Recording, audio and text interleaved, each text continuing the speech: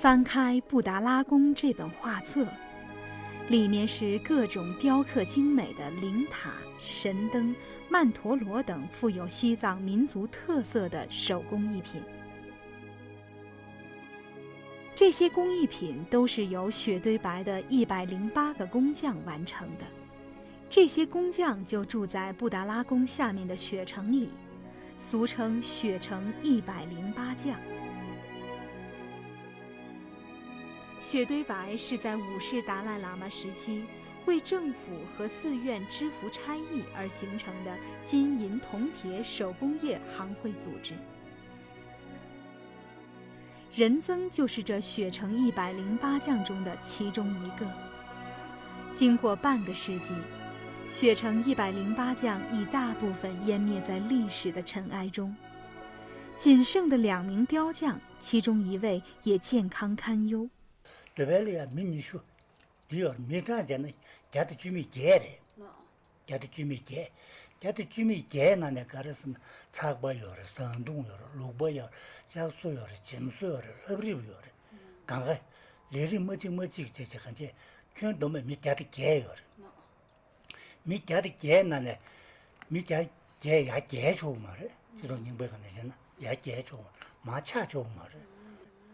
俺那个县衙那俺是那县调的，县要的嘞，现在俺都制度的那最重嘛的呀，制度这个在什么？俺都23个月了吧，差不多23个那老里也最重嘛的，没几个买嘛这不多，所以说老新个呢，养的那也进重嘛的。在仁增21岁那年，他终于进入了雪堆白，成为了雪城108匠中的一名镂空师。过上了领工资的日子。俺都老现在这还是搞了欠掉的。俺中国中嘛了吧？俺都没就是就这制度这些现象的了吧？那刚才个是种情况想要的，然后俺现在都把搞是个见那么这个没把其他想要动作都刚个地接他说的，变成想的。我们那个新冠那来，俺来个这个药了，家主要这种个好像公包东西的话，也比刚刚说俺药了不差的话，但实际多呢，我们那个实际相对上呢来个这个俺药的。仁增进入雪堆白那一年是1959年，就在这一年，西藏发生了巨大的变化。作为官方组织的西藏传统手工艺行会雪堆白解散了。